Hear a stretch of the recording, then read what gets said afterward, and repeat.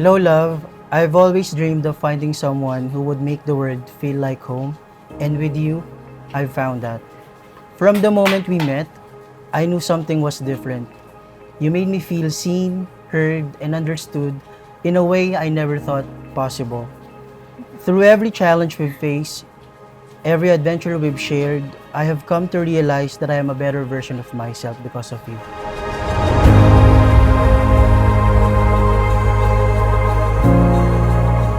From our first day to today, you've shown me of what true love looks like.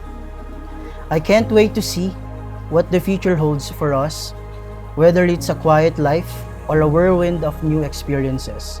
But no matter what, I'll be there, holding your hand through it all with God in the center of our marriage. Wala, pinapractice ka pa eh. Hello, Byron Love. First of all, so happy na dumating na yung araw na to. Katulad nga nung kwento ko sa'yo dati, parang I never imagine talaga na ikakasal ako because yung mga struggles and yung ano ko din, mga challenges ko din personally. But from the time na ayun, nagkakilala tayo, naging iba yung pangarap ko. Pinangarap ko yung as in yung ikasal sa'yo.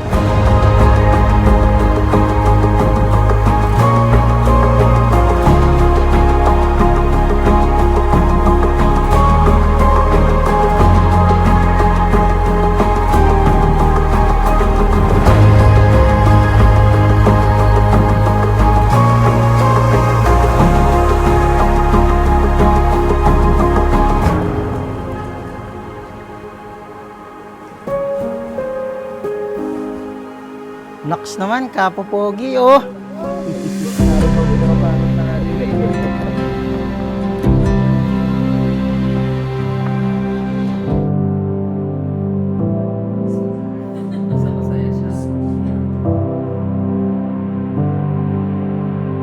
Hello, Byron Love. Alam mo na yung nangyayari sa akin, pagkabado, speechless. Pero ayun, congrats sa atin at syempre thank you kay Lord for entrusting you to me.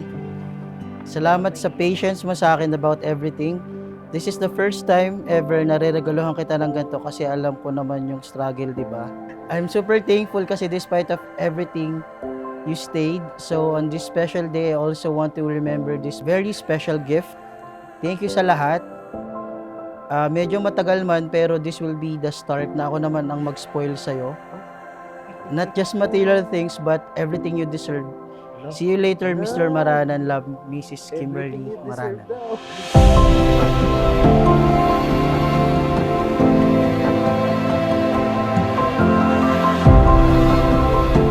Salamat po kasi ayun, sa sakripisyo. Salamat sa pagmamahal at kahit na mag-asawa ko, hindi ko kayo papabayaan. I love you.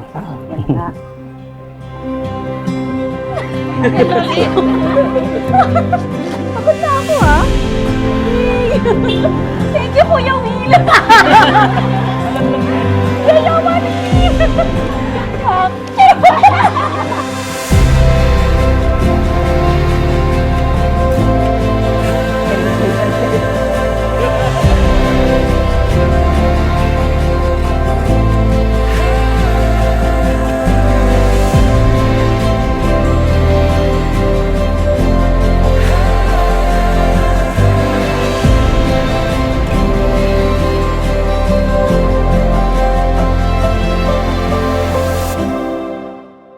Pag tumingin ka sa singsing mo, Byron and Kim, titingnan mo lang yung date. Nung araw nga pa lang yon, December 16, 2024.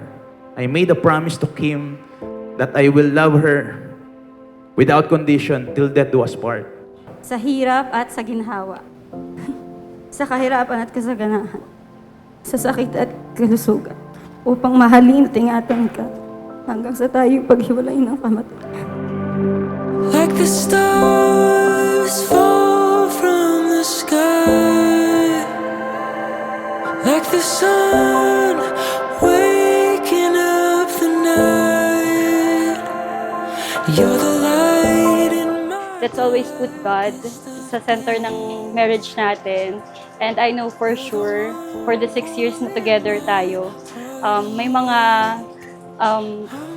hindi tayo pinagkakaintindihan minsan, but I'm glad na at the end of the day, sinusort natin siya and we always choose to love one another. So that's going to be still my promise to you from here on. I love you. Like the stars fall from the sky, like the sun waking up the night. You're the light in my darkest of days. You're the one pulling my heart awake. I'm falling for you.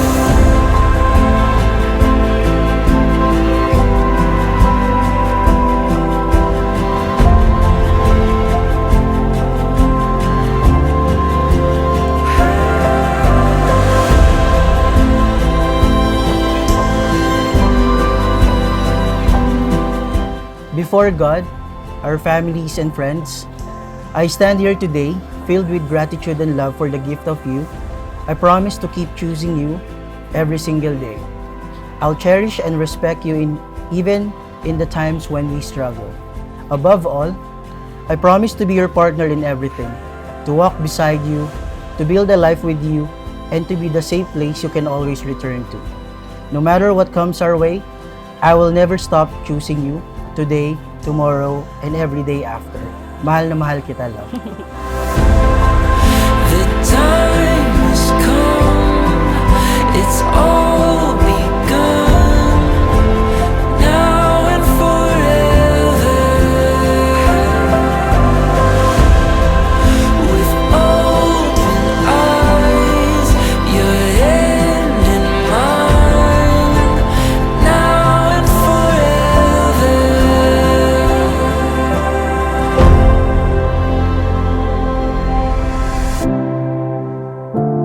At dahil kayo ay mag-asawa na sa mata ng Diyos at mata ng tao, at ikaw, Byron, dahil tinanggap mo ang responsibilidad bilang asawa, maaari mo nang yakapin at halikan ang iyong asawa. You're the one pulling my